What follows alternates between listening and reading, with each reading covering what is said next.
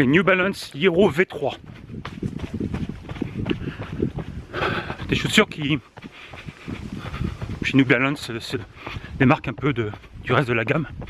Peut-être un petit peu suivi la tendance des chaussures à fort amorti comme ce qu'on trouve chez Hoka.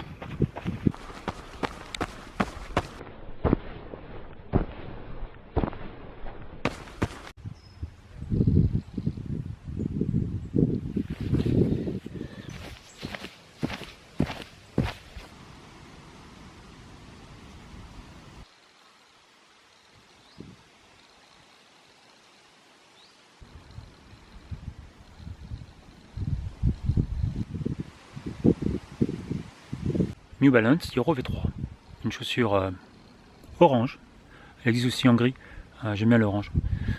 C'est une paire, un modèle qui est destiné plutôt aux longues distances, typiquement des courses pas forcément très techniques, roulantes, mais qui pourraient convenir aussi bien sur un éco-trail que sur le TMB.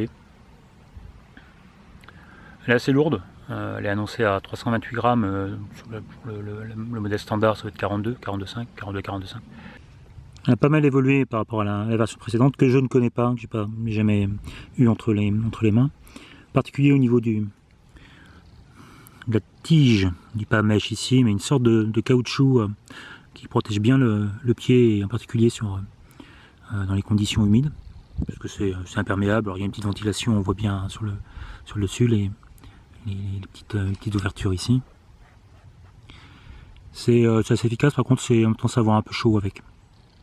Autre point, la marque a aussi intégré un chausson à la chaussure, comme sur les Skony Exodus. Bon bah c'est classique, hein, un chausson qui remonte au niveau de la cheville, quasiment au niveau de la malléole en tout cas, qui n'est pas évident à enfiler, faut y aller, et qui moi me pose quelques problèmes, en particulier sur le dessus du pied. Alors la languette est bien rembourrée, bien épaisse, mais l'ensemble a tendance à un peu compresser le dessus de mon coup de pied, et c'est pas très agréable. Alors j'ai souci aussi avec les Soconus, les Exodus ISO, le dernier modèle, les 3. Ça a tendance à me générer des fourmis sur la plante des pieds. Alors bon, je trouve que pour le coup la dynamique n'est pas excellente. Il y a des coureurs qui apprécient, mais moi je trouve pas que c'est une chaussure très dynamique, mais ça reste acceptable. C'est plutôt une chaussure polyvalente, un très bon amorti. Elles sont confortables, modulo ce problème de pression, de surpression sur le coup de pied. Alors elle offre un drop assez classique, hein, on a 8 mm. Alors il y a eu des échanges, des discussions sur le net. Au moment où ils avaient annoncé 6 mm, en tout cas c'était ce que je tenais du chef de produit. Non, c'est une chaussure qui fait 8 mm de drop, plutôt amorti, je n'ai pas les chiffres en tête là. Je pense que ça doit être quelque chose comme 30 mm à l'arrière, même un peu plus, et puis 22 à l'avant. Alors un autre point fort de cette Hero V3, la semelle. On a du Vibram.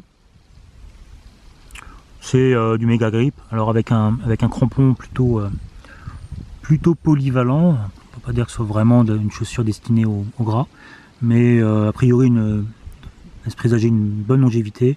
Et moi je connais la techno, c'est pour moi ce qui se fait le mieux en grip et en tenue sur le terrain, sur l'humide et en particulier sur les cailloux. Donc là c'est vraiment un bon point pour la chaussure.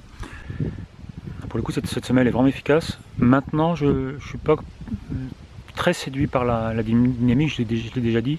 Ça vient peut-être du mesh, ça vient peut-être, parce que c'est une chaussure qui est assez lourde, hein, 330 grammes, ça vient peut-être de la semelle elle-même, mais peut-être aussi la semelle extérieure en Vibram qui, bon je sais pas, j'essaie de comprendre. La Exodus, la Skony Exodus ISO 3, la dernière que je teste là en parallèle, elle est plus lourde, le mesh est plus costaud, plus rembourré, de manière générale plus robuste, mais elle offre une meilleure dynamique à mon sens, donc c'est compliqué à analyser, hein, mais bon voilà.